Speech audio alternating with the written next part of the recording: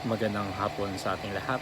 Welcome to our 365 Daily Devotion. At ngayong hapon ay tatalakayin natin ang talata mula sa aklat ng Esther, chapter 4, 15, 16. So ang paksa natin ngayong hapon ay may pinamagatang Courage through Prayer and Fasting. So sabi sa talata nito, Then Esther sent this reply to Mordecai, Go, gather together all the Jews who are in Susa, and fast for me. Do not eat or drink for 3 days, night or day. I and my attendants will fast as you do. So when this is done, I will go to the king even though it is against the law. And if I perish, I perish. So ang katuruan natin sa talata ito is una, prayer and fasting gives us courage in our decisions. So Esther's call for prayer and fasting was a preparation for her courageous act of approaching the king. So in moments of uncertainty and fear, prayer and fasting can fortify our hearts, giving us the boldness to face daunting challenges with confidence. So second is prayer and fasting gives us peace in our decisions. So the act of seeking God through prayer and fasting brings a deep sense of peace even when the outcomes are uncertain. Esther's peace came from knowing she and her people were united in seeking divine intervention. This peace is a result of aligning our will with God's, trusting that He is in control. Third is prayer and fasting gives us assurance in our decisions. So by dedicating time to prayer and fasting, we place our decisions in God's hands, gaining assurance that He is guiding us.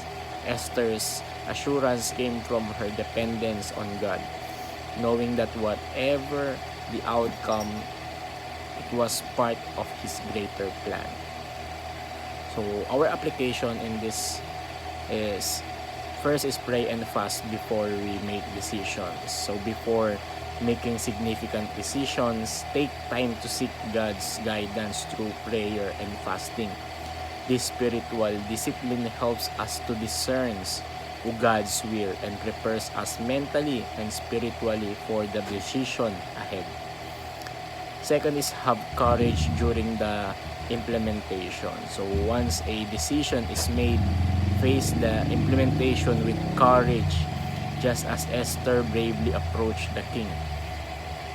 We too can step forward boldly, knowing we have sought and are supported by God's guidance.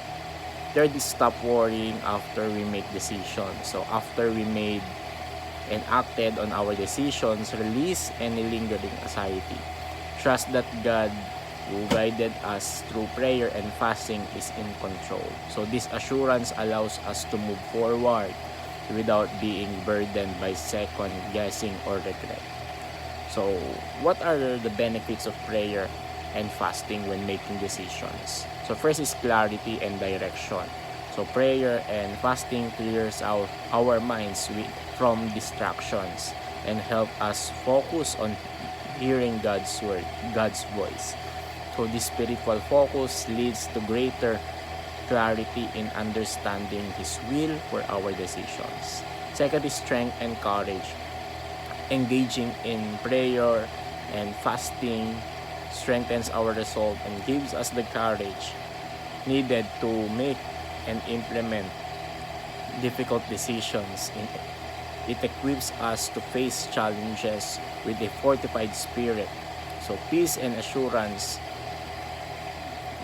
These practices bring a profound peace, knowing we are aligning our desires with God's plans. So this peace helps us stay calm and confident even when facing uncertainties or potential risks.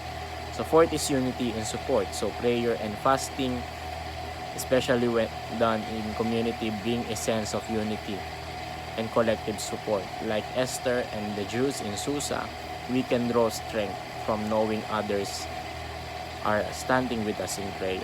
Last is increased faith and dependence on God.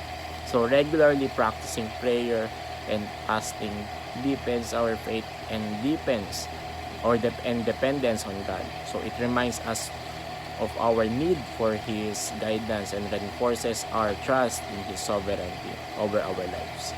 So incorporating prayer and fasting into our decision-making process helps us to navigate life's complexities with divine guidance, courage, peace, and assurance. So by turning to God before, during, and after our decisions, we align ourselves with His purpose, drawing strength and clarity for the path ahead.